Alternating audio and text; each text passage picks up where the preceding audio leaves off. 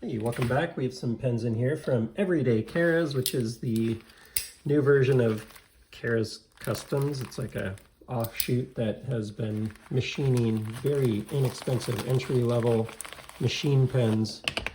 But I saw this model and was like, wow, that is pretty compelling. That's kind of going past entry level. So if you saw some of the other, and this is why I bought two of them, if you saw some of the other videos, I was like, these are good, but they're definitely very basic. And this model is called the Basic for a reason. This is version 03, so I have 01 and 02. And they're keeping my curiosity up by continuing to put out more and more compelling versions. And yeah, that does a lot of what a much more expensive machine pen might. So I bought two because I thought this model, and apparently some of the runs they do in bulk, some of them they only do, 500. They only did 500 of this one. Really like this grip. So far, this is my favorite grip of the bunch. It just feels really good when you're writing. Then this was the 001. I don't know if these are in stock or not, but I don't think they said that that was limited. But was just really impressed by the action, the overall ergonomics, because the bolt is so high up, it gives you plenty of room to roll the pen around in your hand. And honestly, they're just making them interesting enough at this point that it's worth buying them because the price is freaking crazy. They're $29 shipped. $29 shipped. I mean, imagine it's got to be at least $4 or $5 for this bubble mailer. I don't know, maybe if they're doing a high enough bulk, they can get it for something a little less, but at least $4 for Ground Advantage on USPS. Somewhere in there. That means that they're somehow producing this and making a profit at $25. From what I understood, a big part of that is that they are keeping them a little thicker. I think they're like 0.46 inch stock thickness. So it's definitely a lot thicker than like one of my favorites here, the Smooth Precision pens, which is like a 0.37.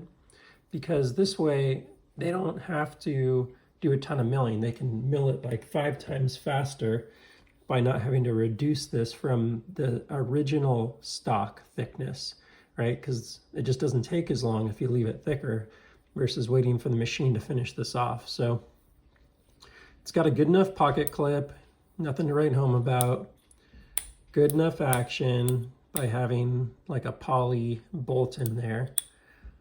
It takes a G2 in the size of a mini pen. Basically, if you were to look at some like one of the smallest pens out there right now, that's to me comfortable in hand. It's the Herman Epica. You got basically the same size. If you're, arguably if you're deployed there, then it's going to be smaller, but you're not carrying it like that, right? So in terms of size, small size only matters for carry, really. Aside from that, you just want good ergonomics. So like, this basically is going to carry almost as small, if not, deeper pocket than the Epica, but for $25 versus $250. It's pretty crazy. So these are made from aluminum, but it does the job. That's going to last you a lifetime, frankly, if you want to really use this. It's a nice thick piece of aluminum. The heft is pretty good there. It's probably like a 0.75 to 1 ounce pen, if I had to guess, maybe an ounce, with a G2 refill in it. Yep, 1.045 ounces. Let's see how these vary. 1.08, right? That one's got a little less milling out of it than 1.045, 1.05. So this one's probably got the most milling out of it. It's probably the Delta. Yeah, I mean, there you go. Basic 1, Basic 2, Basic 3. Those are really cool. Basically, I paid the amount of less than 1 tactile turn bolt action pen for these 3. Now the tactile turn's titanium, it's on another level, but like even if you go for the aluminum tactile turn, what is that, $79? So I've paid $90 for these 3, $87 shipped. Wait, am I off on that?